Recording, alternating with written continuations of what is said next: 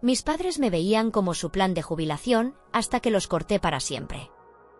Tomaron mi dinero, me manipularon con la culpa durante años y pensaron que pagaría por sus errores para siempre. Pero cuando exigieron que vendiera mi casa para financiar su estilo de vida, llamé a la policía, conseguí una orden de restricción y finalmente recuperé mi vida. Sin arrepentimientos. No crecí en un hogar lleno de calidez, amor o siquiera estabilidad básica. Mis primeros recuerdos no son de cuentos antes de dormir o salidas en familia, sino de estrés, discusiones y una sensación constante de que, de alguna manera, yo era un estorbo. Vivíamos en pisos descuidados que apenas podían considerarse habitables. Moho en las paredes, techos con goteras y muros tan delgados que apenas bloqueaban el ruido de los vecinos gritándose entre ellos. Mis padres nunca compraron una casa, ni parecían tener un plan sólido para el futuro. Solo iban tirando, mudándose de un alquiler barato a otro cada vez que el casero se cansaba de sus pagos atrasados. Mi padre trabajaba en una fábrica, horas interminables, sueldo pésimo y ninguna ambición de mejorar. Se gastaba lo poco que ganaba en apuestas, convencido de que algún día tendría un golpe de suerte y nuestra vida cambiaría de la noche a la mañana. Mi madre, por otro lado, trabajaba a medio tiempo limpiando casas, pero casi todo lo que ganaba se iba en cigarrillos, peluquería y baratijas que no necesitaba. ¿Lo esencial? Eso siempre quedaba para después. La comida era inconstante. A veces había suficiente, a veces no. Hubo noches en las que me acosté con hambre, escuchando el rugir de mi estómago mientras mis padres actuaban como si todo estuviera bien. Toda mi ropa era de segunda mano, algunas de parientes lejanos, otras de donaciones. Mal ajustada, desteñida, a veces rota, pero era lo único que podíamos permitirnos. No recuerdo haber tenido jamás una fiesta de cumpleaños. Ni una sola vez. ¿Regalos? Ni hablar. La Navidad era solo otro día normal en el que lo único que se intercambiaba era decepción.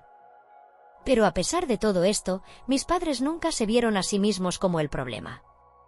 Para ellos, yo era la carga. Nunca fui tratado como un niño que necesitaba amor y orientación, fui tratado como una inversión, un plan financiero a largo plazo.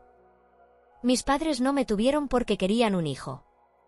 Me tuvieron porque sus familias lo esperaban.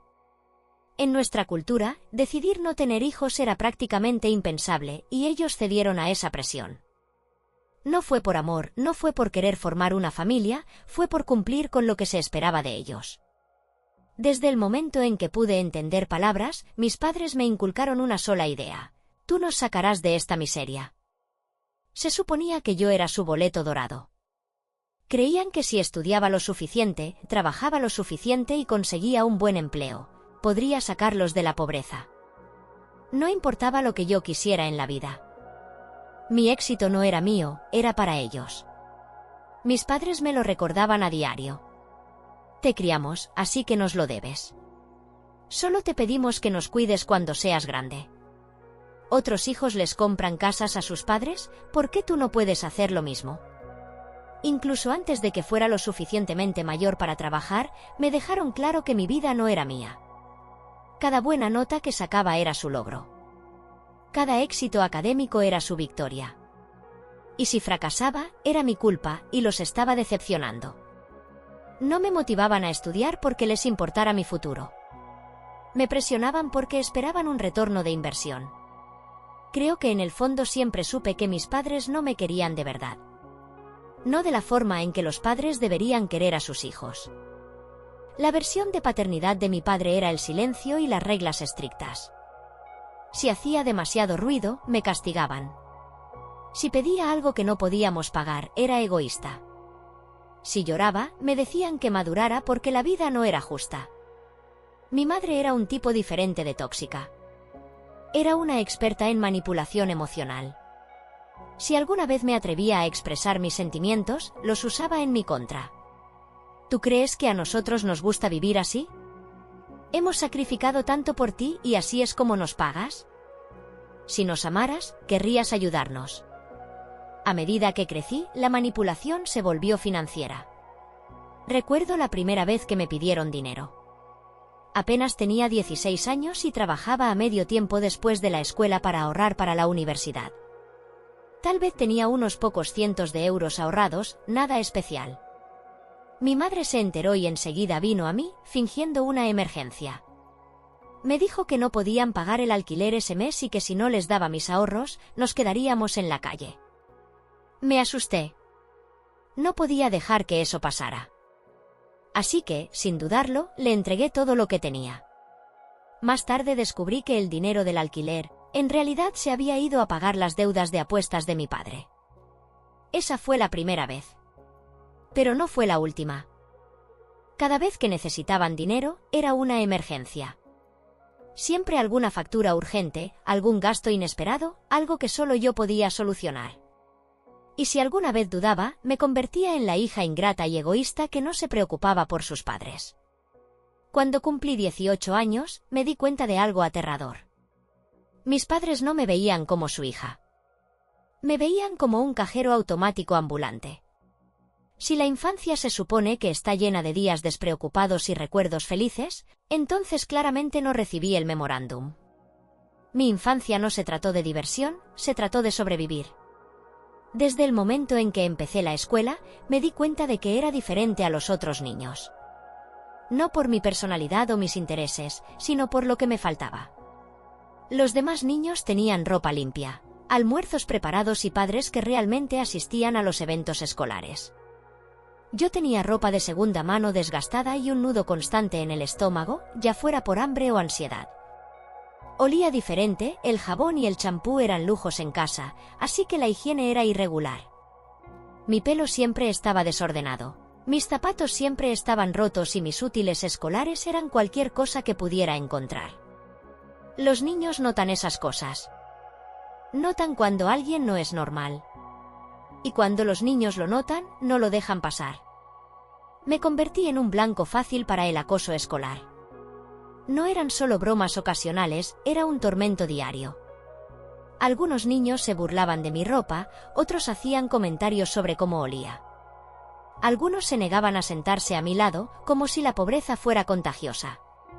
Todavía recuerdo el día en que un grupo me acorraló durante el recreo y arrojó mi mochila al barro, riéndose mientras yo corría a recoger mis únicos libros de la escuela.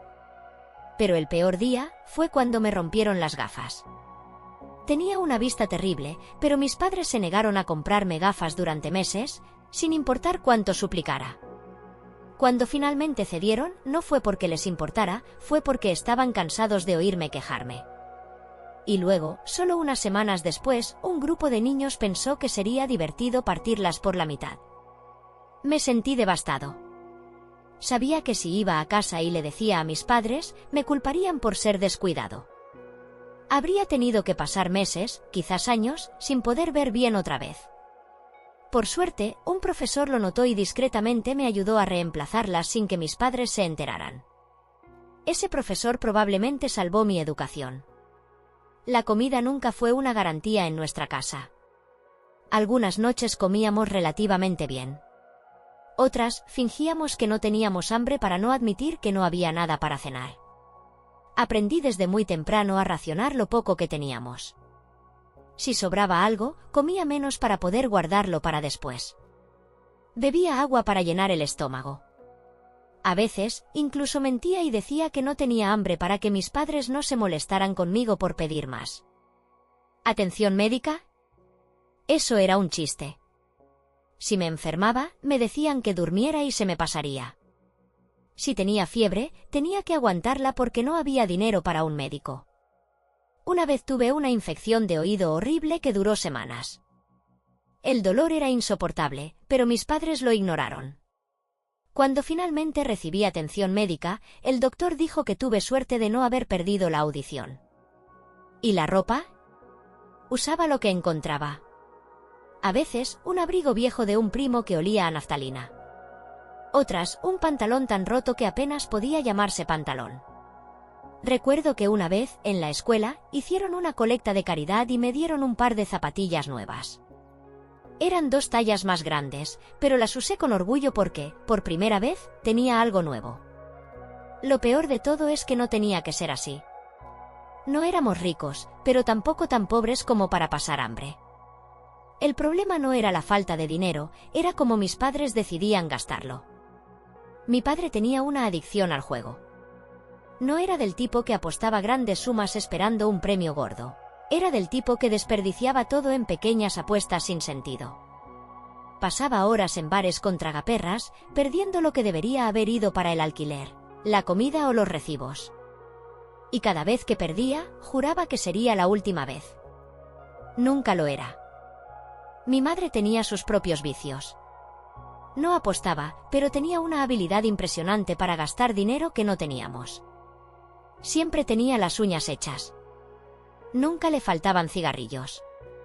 Y de alguna manera, siempre encontraba dinero para pequeños lujos como bisutería barata o ropa nueva para ella, mientras yo usaba la misma ropa desgastada durante años.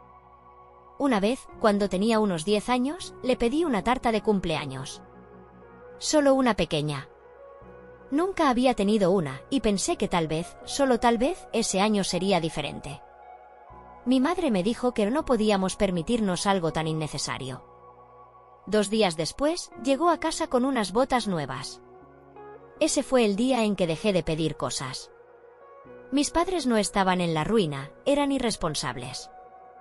Tenían dinero para lo que querían, pero nunca para lo que yo necesitaba.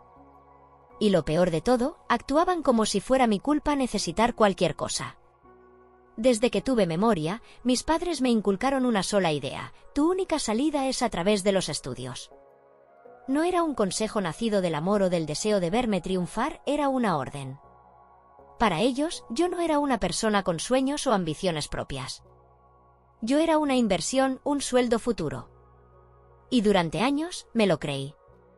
Me volqué en mis estudios, no solo para complacerlos, sino porque tenía que hacerlo. Veía lo que pasaba con la gente que no escapaba, gente como mis padres, atrapados en un ciclo de malas decisiones y peores excusas. Me negué a ser como ellos. Así que trabajé como nunca. Cada noche sin dormir repasando lecciones, cada examen que aprobé con honores, cada trabajo extra que hice. Todo llevó a un solo momento: obtuve una beca completa para la universidad. El día en que abrí la carta de aceptación, me temblaban las manos. No era solo una beca, era libertad. Significaba que podía irme. Por fin podía salir de esa casa sofocante, lejos de las manipulaciones, los chantajes emocionales y la sensación constante de que nunca sería suficiente para ellos. Pensé que mis padres estarían orgullosos. En cambio, celebraron de la peor manera posible, haciendo planes inmediatos para el dinero que ganaría en el futuro. Conseguirás un buen trabajo después de esto, y ya no tendremos que sufrir más, dijo mi madre, como si ya hubiera firmado un contrato entregándoles mi sueldo. No desperdicies esta oportunidad, añadió mi padre, lo que en su idioma significaba: no te olvides de lo que nos debes. Ni un felicidades. Ni un estamos orgullosos de ti. Solo expectativas. No me importó. Me iba. La primera noche en mi dormitorio fue la primera vez que respiré con tranquilidad. Sin gritos. Sin chantajes. Sin que nadie me recordara que les debía mi existencia. Por primera vez, podía ser yo misma. Hice amigos, de verdad, no como los niños a los que mi madre me obligaba a tratar porque tenían más dinero. Salía sin pedir permiso. Comía sin preocuparme por si habría suficiente comida después. Y lo más importante, empecé a verme como una persona y no como una obligación. La universidad me mostró un mundo donde la gente tenía ambiciones más allá de la simple supervivencia.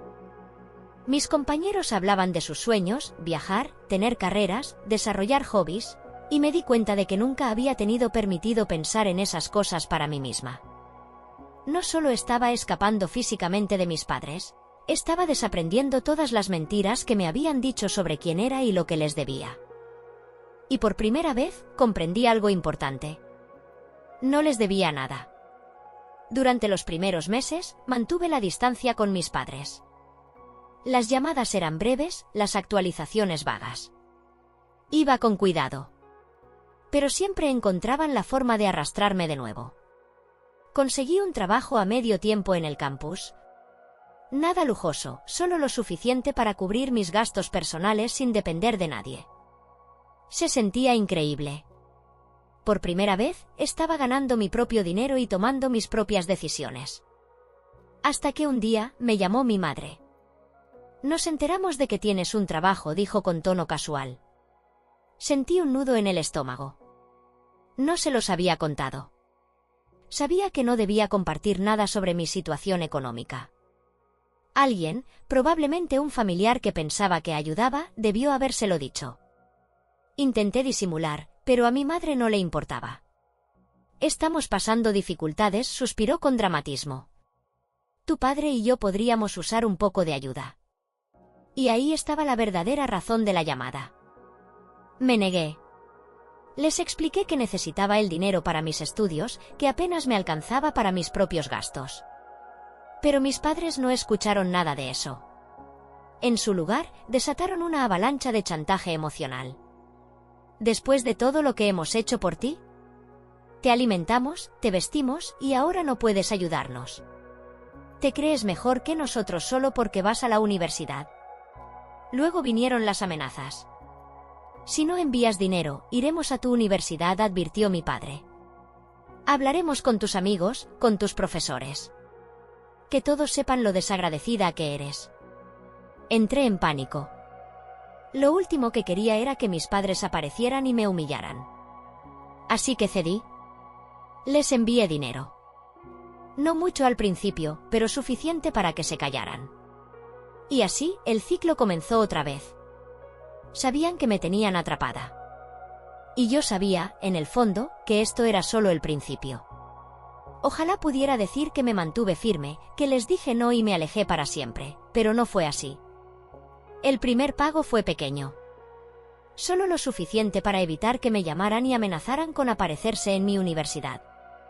Pero una vez que cedí, supieron que podían seguir pidiéndome más. Cada mes llamaban. Nunca era una petición, era una exigencia. Mi padre me recordaba cuánto habían sacrificado por mí. Mi madre lloraba y decía que no podían pagar el alquiler o la comida. Enumeraban sus problemas, uno por uno, hasta que me quebraban. No era tonta. Sabía que no estaban muriéndose de hambre. Siempre encontraban dinero para cigarrillos, boletos de lotería y pequeños lujos. Pero también sabía qué pasaría si me negaba. Aparecerían. Me avergonzarían. Me harían la vida imposible. Y no estaba dispuesta a correr ese riesgo. Así que, cada mes, sin falta, les enviaba dinero. Empezó con 200 euros, luego 300, luego 500. Con los años, se convirtió en un acuerdo tácito. Mientras pagara, me dejarían en paz. Sin visitas sorpresa, sin llamadas dramáticas en el trabajo, sin amenazas. Compré mi silencio. Y me convencí de que valía la pena. A pesar de todo, construí una vida para mí. Trabajé duro, escalé posiciones en distintas empresas. Pasé de un empleo a otro, siempre aspirando a más, siempre buscando crecer.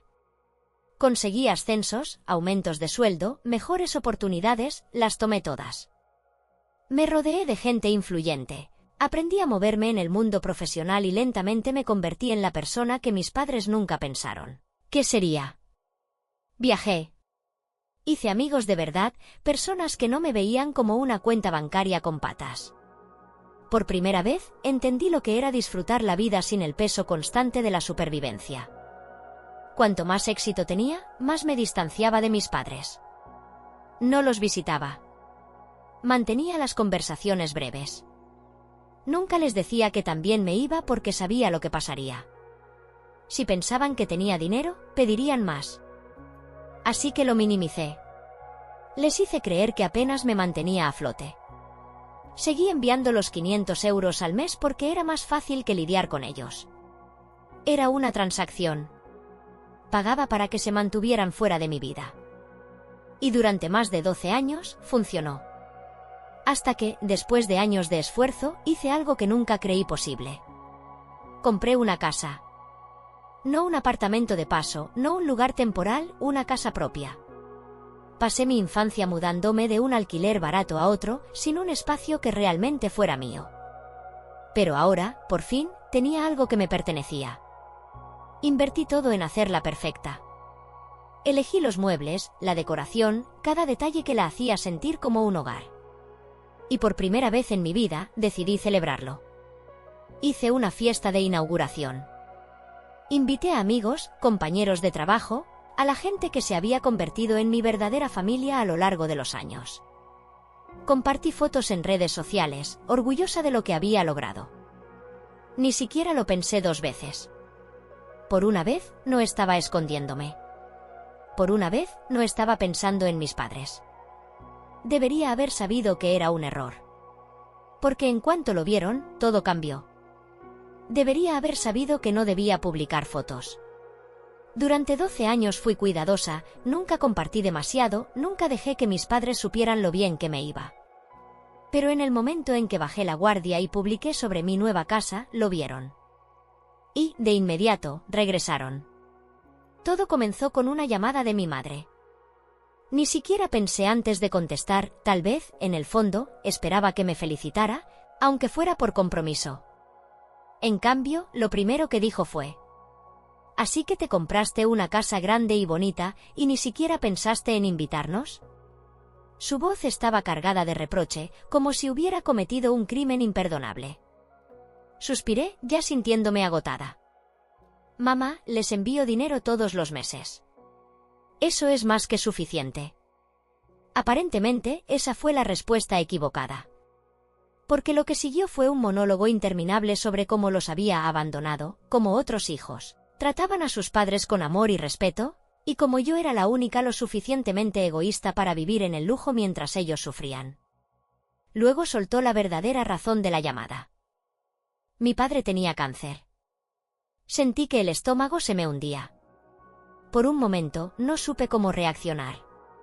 No habíamos hablado mucho en años, y ahora me decía que mi padre, el mismo hombre que me menospreció, me descuidó y solo me vio como una billetera, estaba muriendo. Ni siquiera sabía si era verdad. Pero ella insistía. Decía que no me lo habían dicho antes porque se sentían culpables por haber tomado mi dinero todos estos años, pero que ahora las cosas habían empeorado y necesitaban mi ayuda. Y por ayuda, se referían a dinero. Le pregunté por qué no me lo habían dicho antes. Si de verdad estaba enfermo, ¿por qué era la primera vez que lo mencionaban? Su respuesta: no queríamos ser una carga para ti. Casi me reí de la ironía. ¿Una carga? Habían sido una carga toda mi vida. Me habían quitado dinero por más de una década sin vergüenza alguna, y ahora pretendían que me creyera que habían intentado protegerme. Luego cambió de táctica. ¿Tu padre se está muriendo y a ti no te importa? No estarías donde estás sin nosotros. Esta es tu última oportunidad de hacer lo correcto. Si no ayudas, lo lamentarás cuando él ya no esté. ¿Y la peor de todas? ¿Qué clase de hija deja morir a sus propios padres? Era chantaje emocional de manual. La dejé hablar, dejarla construir su narrativa en la que yo era la villana, la hija sin corazón que los había abandonado después de que me criaron. Pero no caí en la trampa. Le dije que ya había hecho más que suficiente enviándoles dinero todos estos años. Que si hubieran ahorrado siquiera una fracción de lo que les di, no estarían en esta situación. Se quedó en silencio. Y fue entonces cuando la conversación dio un giro aún peor. Si realmente te importáramos, dijo con voz firme, venderías tu casa. Me congelé. Por un momento, pensé que había escuchado mal. ¿Vender mi casa? Lo dijo como si fuera lo más lógico del mundo. Como si, por tener un lugar propio, la única opción fuera deshacerme de él para pagar el tratamiento de mi padre. Me quedé sin palabras. Había trabajado toda mi vida para esto. No era solo un apartamento, era la prueba de que había escapado. Era lo único que realmente me pertenecía. Y ellos esperaban que lo sacrificara por ellos. Exploté. ¿Estás loca?, dije. ¿De verdad esperas que tire por la borda todo lo que he conseguido? Mi madre ni siquiera dudó. Somos tus padres. Te dimos la vida. Lo mínimo que puedes hacer es ayudarnos ahora. Entonces, por primera vez en toda la conversación, mi padre habló. Su voz era más débil de lo que recordaba, pero la actitud seguía intacta. Siempre puedes comprar otro lugar más adelante. Yo no tendré otra oportunidad para vivir. No podía creer lo que estaba escuchando. No bastaba con que les hubiera dado dinero durante 12 años. No bastaba con que hubiera sacrificado tanto por ellos. Ahora, esperaban que renunciara a todo. Algo dentro de mí se rompió. Les dije que no.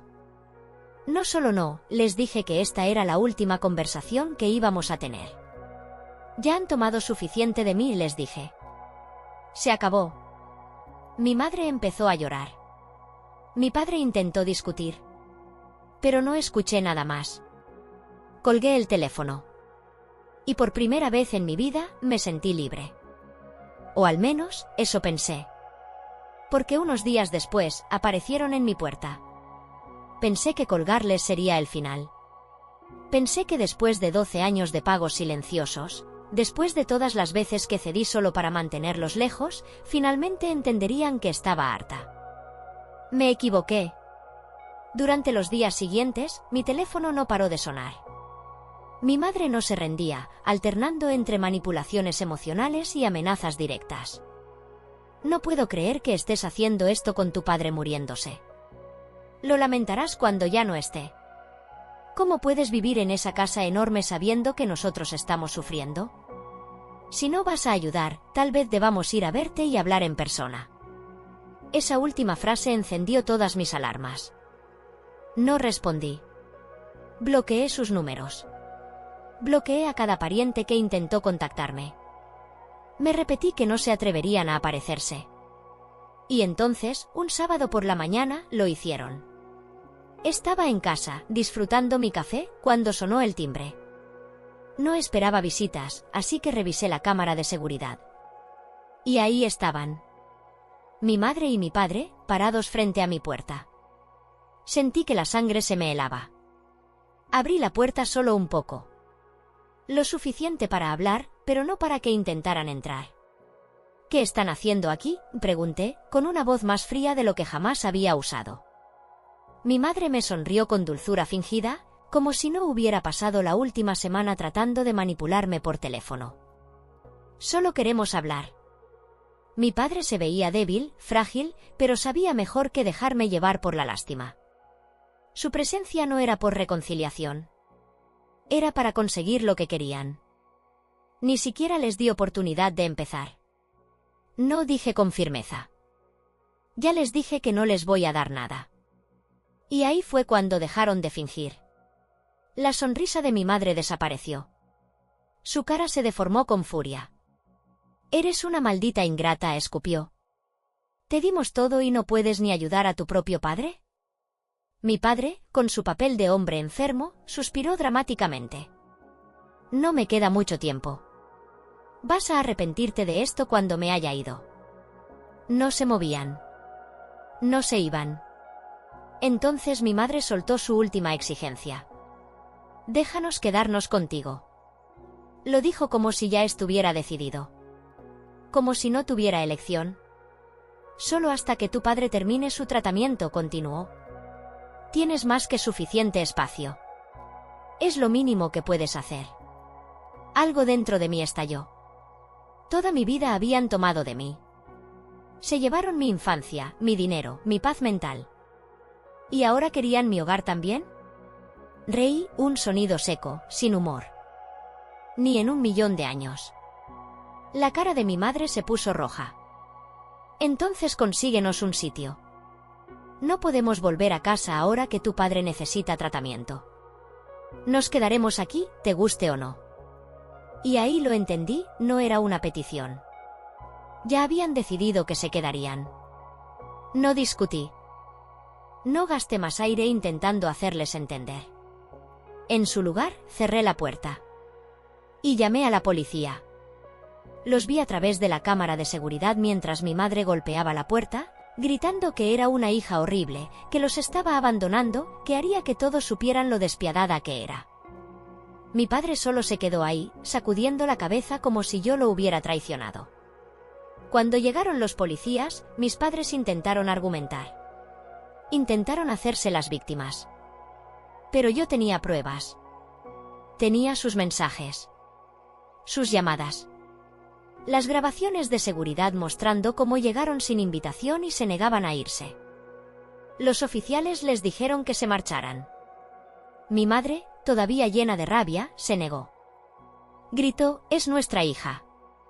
Tenemos derecho a estar aquí». Eso fue la gota que colmó el vaso. Se resistió. Mi padre intentó hacerse pasar por el hombre enfermo. Pero al final, los escoltaron fuera. ¿Y yo?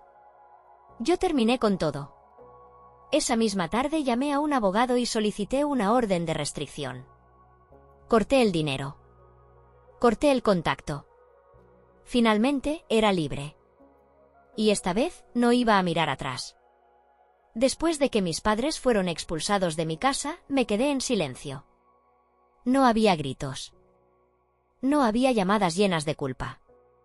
No había amenazas flotando sobre mi cabeza. Debería haber sentido alivio. Y, en cierto modo, lo sentí. Pero también sentí algo más, un cansancio profundo.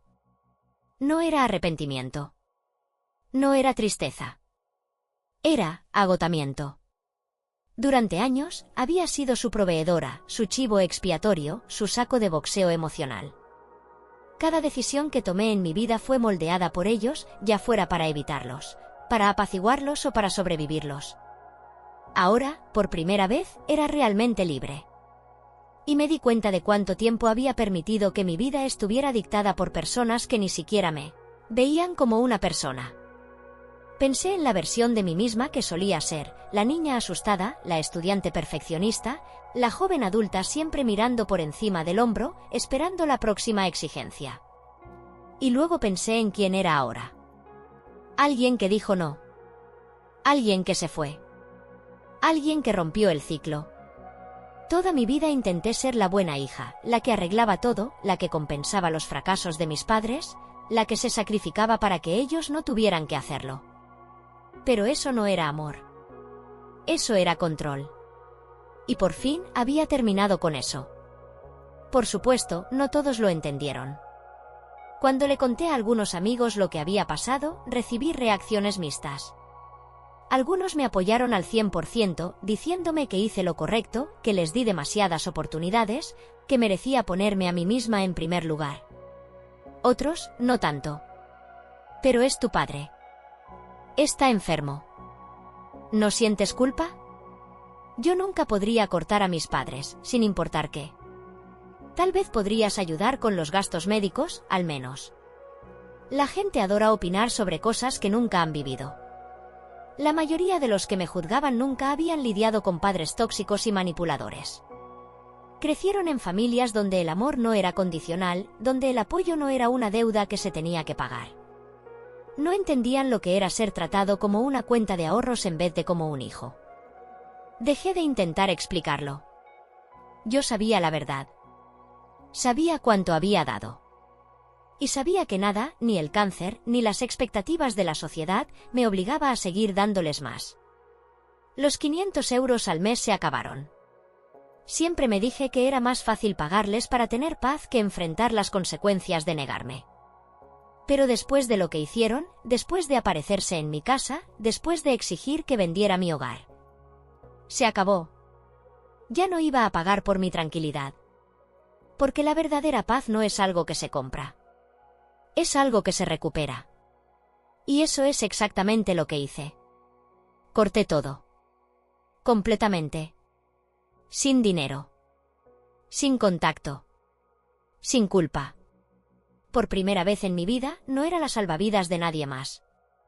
Y esa fue la mejor decisión que tomé en mi vida.